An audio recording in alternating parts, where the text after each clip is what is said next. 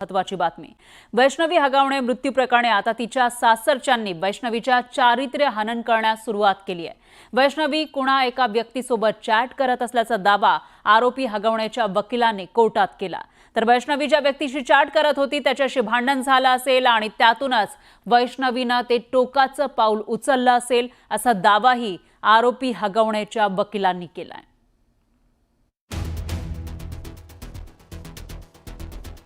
वैष्णवीनं सासरच्या जाचाला कंटाळून आत्महत्या केली, पण आता तिच्या मृत्यूनंतर सासरच्यांनी तिची बदनामी सुरू केली आहे। वैष्णवीच्या मृत्यू प्रकरणी पोलिसांनी वैष्णवीचा पती, सासू, सासरे, दीर आणि नणंद यांना कोर्टात हजर केलं। पण पहिल्याच सुनावणीत आरोपी हगवणेच्या वकिलांनी वैष्णवीच्या चारित्र्यावर संशय व्यक्त केला। तपासात कुठलीही प्रगती नाही।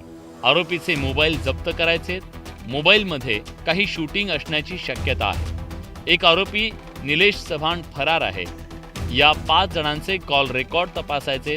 सोनं गहाण ठेवलं, त्याचे पैसे कुठे गेले, मोबाईलमध्ये अनेक चाट असण्याची शक्यता आहे, असा युक्तिवाद सरकारी वकिलांनी केला।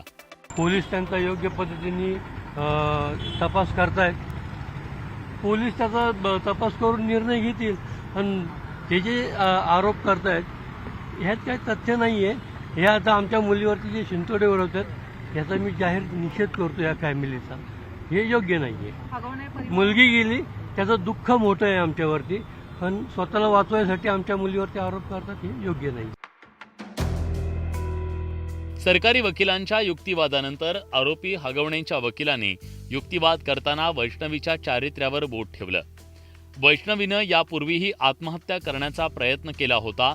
ज्या माणसासोबत ती चॅट करत होती त्यानं नकार दिला असेल, म्हणून ती नैराश्यात असेल। वैष्णवी चॅट करत असलेल्या व्यक्तीचा जबाब का घेतला नाही? कदाचित त्या व्यक्तीशी तिचं भांडण झालं असेल, म्हणून तिनं हे टोकाचं पाऊल उचललं असेल। 49 लाखांची गाडी दिली गेली असं फिर्यादी सांगतायत, पण हगवणेंकडे आधीच 5 कोटी रुपये किमतीची वाहनं आहेत। वैष्णवीनं अनेकदा आत्महत्या करण्याचा प्रयत्न केला होता, असा धक्कादायक युक्तिवाद हगवणेंच्या वकिलांनी केला। कुणाचं कॅरेक्टर असॅसिनेशन नाहीये। आमचं म्हणणं एवढं आहे की वैष्णवीचा जो काही मृत्यू झालेला आहे त्याचा खरा कल्प्रिट कोण आहे, खरा दोषी याच्यामध्ये कोण आहे हे शोधलं पाहिजे पोलिसांनी प्रामाणिकपणे तपास करून। ही आमच्या युक्तिवादाची बाजू आहे। चॅटिंग करत होती त्याच्यामुळे तिच्या कॅरेक्टरबद्दल आम्ही काय वाईट बोललेलं नाहीये। त्या व्यक्ती ज्याच्याबरोबर ती काय चॅटिंग करत होती त्या चॅटिंग मधनं काही वाद निर्माण झाला का?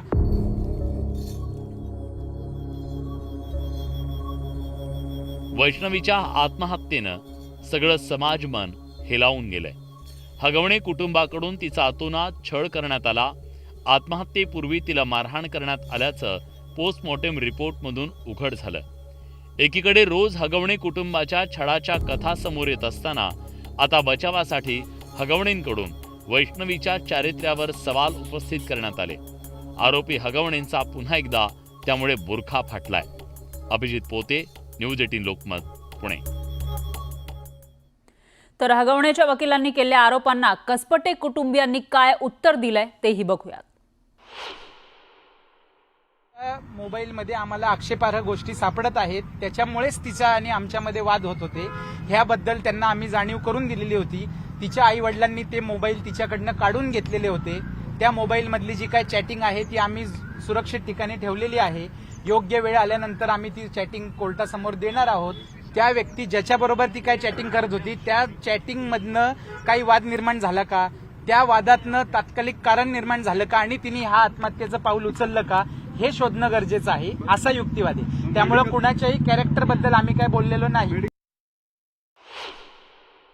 अशा प्रकारचे चॅटिंग जे आहे ते सापडलेले होते आणि हे सगळं कसपटे कुटुंबांना देखील सांगितलेलं होतं। त्या कुटुंबाने देखील याबद्दल वैष्णवीला समजवलं होतं, तिचे मोबाईल काढून घेतलेले होते। अजिबात असा काही प्रकार झालेला नाही। तिचा मोबाईल कधी काढलेला नाही। त्यांनी काढून घेतला असलं तर आम्हाला माहित नाही। कसपटे कुटुंबांनी काढून घेतला। आम्ही कशाला काढून घेऊ? आम्ही आमच्या मुलीला मोबाईल दिलेला आहे, सर्व देतो। आम्ही मोबाईल कशा करता काढून घेऊ? 40 लाखाची यांनी फॉर्च्युनर दिली म्हणतात। ह्याच्याकडे ऑलरेडी 90 लाखाची मर्सिडीज आहे। 5 कोटीच्या गाड्या घरात पार्किंगला आहेत। त्या गाड्यांना कोणी हात सुद्धा लावत नाही। ऐकून घ्या सर, वापरली कसं असतं सर, डावरी आणि वडिलांनी आता आपल्यालाही मुली असतात, आपल्याला आपण वडिलांनी स्वेच्छेने मुलीला दिलेलं बक्षीस गिफ्ट ह्याच्यामध्ये फरक आहे. बक्षीस दिलेलं ह्याला डावरीच्या व्याख्येमध्ये ते मोडत नाही. मी साक्षीदार आहे स्वतः. त्यांनी 51 तोळे सोनं गाडी ही मागून घेतली, मागूनच घेतली. कुठली 5 कोटीची गाडी आहे त्यांच्याकडे? या कुठली त्यांच्याकडे 5 कोटीची कुठली गाडी नाहीये. बरं. ती एक मर्सिडीज आहे, त्याच्यावर एक कर्ज आहे, लोन आहे. ती गाडी ओढून नेली होती असं ऐकलं होतं आम्ही. त्यावेळेला आमच्या भावाने मदत करून ती गाडी ती पुन्हा आणलेली आहे. त्यामुळे त्यांच्याकडे कुठल्या अशा 5 कोटीच्या वगैरे गाड्या आमच्या माहिती नाही. घरातल्या प्रत्येक व्यक्तीचे दागिने गहाण ठेवलेले आहेत आणि तिची जर तक्रार असती दागिने गहाण ठेवण्याबद्दलची तर FIR मध्ये आली असती. तिने आजपर्यंत तिच्या आई वडिलांना विरोध केला असता. सगळ्यात महत्वाची बाब एक लक्षात घ्या, 23 तारखेला लग्न झालेलं आहे. 23 तारखेनंतर मुली ह्या वैष्णवीच्या नावाची 2023ला लग्न झाले. 23 नंतर वैष्णवीच्या नावावरची प्रॉपर्टी तिच्या घरच्यांनी विकली आहे. तिला वैष्णवीला आम्ही नेऊन सोडली, तिला न हरकत द्यायला. ती प्रॉपर्टी बिल्डरला विकलेली आहे. मग हुंड्यामध्ये इंटरेस्ट असणारी फॅमिली अशा पद्धतीने तिच्या प्रॉपर्टीला नो ऑब्जेक्शन द्यायला लावेल का त्या मुलीला? बांधकाम व्यावसायिकांकडे जाऊन परस्पर भेटत होते असं तुमच्या आशेलाबद्दल का आरोप केला? तेच तर आरोप आहेत. आता त्यांना काही सापडत नाहीये ना आमच्या विरुद्ध. त्यांना फक्त एवढंच विचारा तुम्ही की तुमच्या मुलीचं ना हरकत तुम्ही घेतली का? प्रॉपर्टी विकली का बिल्डरला लयच्या लग्नानंतर? त्यावेळेस तिच्या सासरकडच्या लोकांनी ऑब्जेक्शन घेतलं का? तिला आणून सोडलं का घरी ह्या ट्रान्झॅक्शनसाठी, या व्यवहारासाठी? किती हक्क सोड केलं होतं वगैरे वगैरे. तर मी हे सांगेल की त्यांनी ज्या अनाठाई मागण्या केल्या होत्या याकरता आम्हाला एक बिल्डर गाठून त्याच्याकडून ॲडव्हान्स पैसे उचलावे लागले. बिफोर डॉक्युमेंट आम्ही त्यांच्याकडून पैसे उचलले आणि मग त्याच्याकरता आम्हाला आमची जमीन त्याला घेऊन द्यावी लागली. त्यांनी ज्या अनाठाई मागण्या केल्या होत्या 51 तोळे आणि फॉर्च्युनर गाडी जी 50 लाखाची होती एवढी आमची ऐपत त्यावेळेला नव्हती.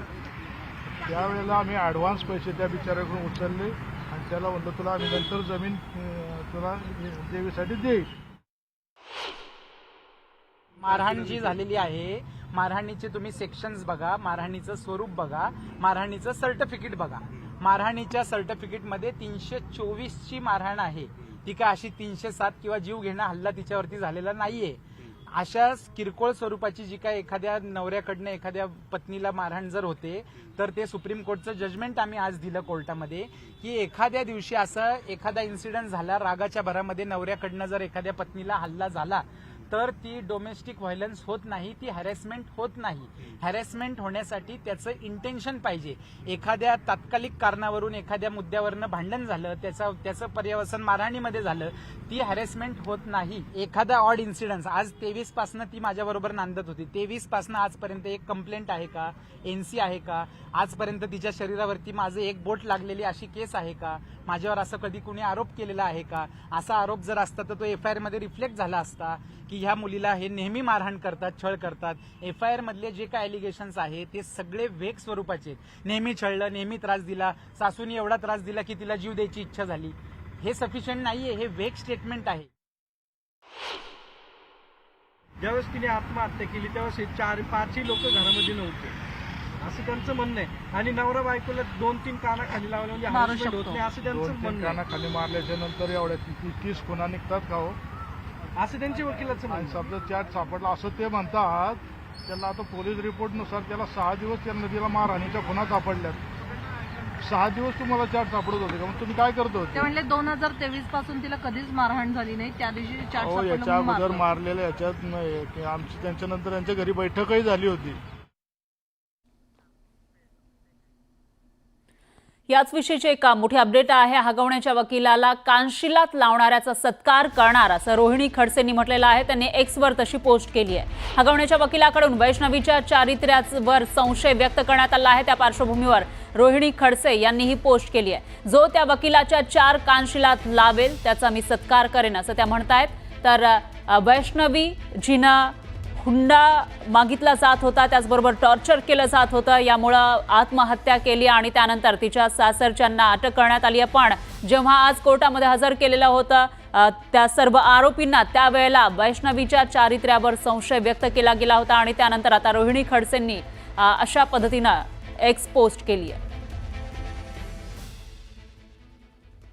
वैष्णवी हगवणे मृत्यू प्रकरणाशी संबंधित असलेल्या पुरुष मंडळींची काळी कुंडली आता समोर आली आहे.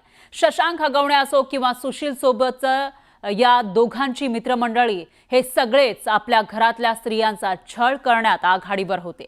त्यामुळे वैष्णवी सोबतच ज्यांच्यावर अत्याचार झाले त्यांना न्याय मिळण्याची मागणी असा जोर धरू लागली आहे.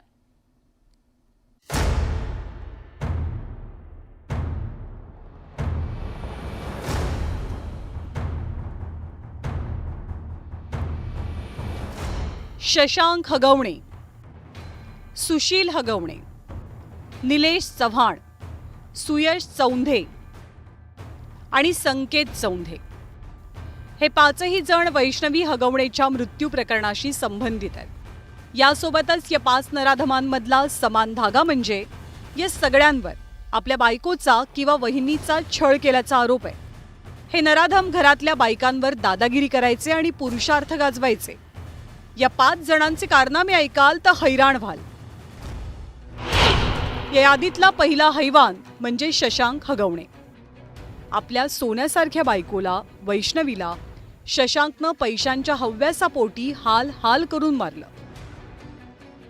हुंड्यामध्ये फॉर्च्युनर गाडी, 51 तोळे सोनं, चांदीची भांडी आणि इतर अनेक गोष्टी घेऊन सुद्धा आपल्या घरातल्यांच्या पाशवी मागण्या पूर्ण करण्यासाठी शशांक हैवान बनला आणि बायकोचा जीवच घेतला.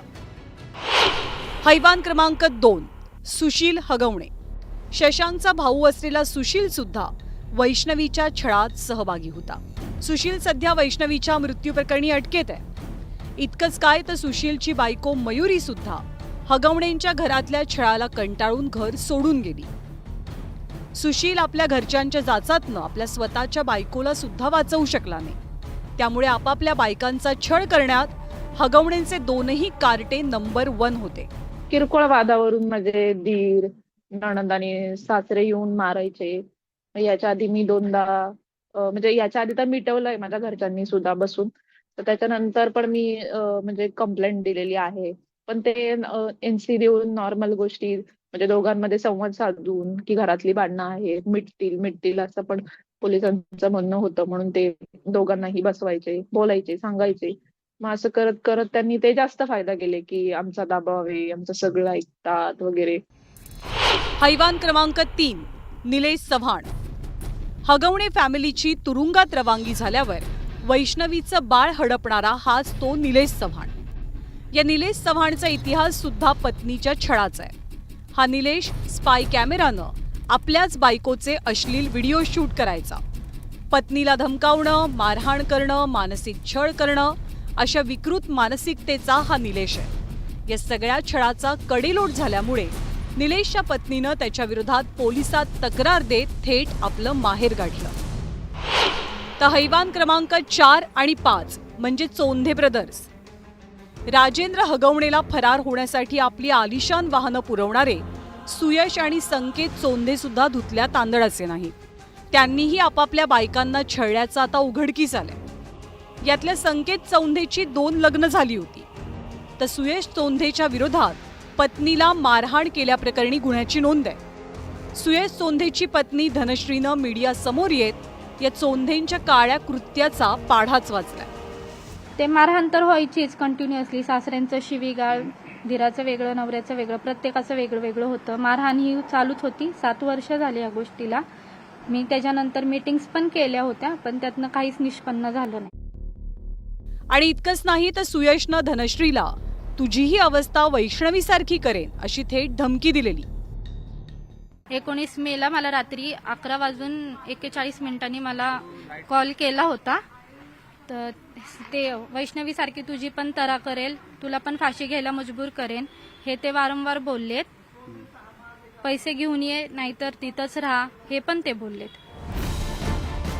त्यामुळे सध्या वैष्णवीच्या घरचे पुरुष असोत किंवा हगवणेंना मदत करणारे, या सगळ्यांची ओळख बायकोला छळणारे सैतान अशीच आहे.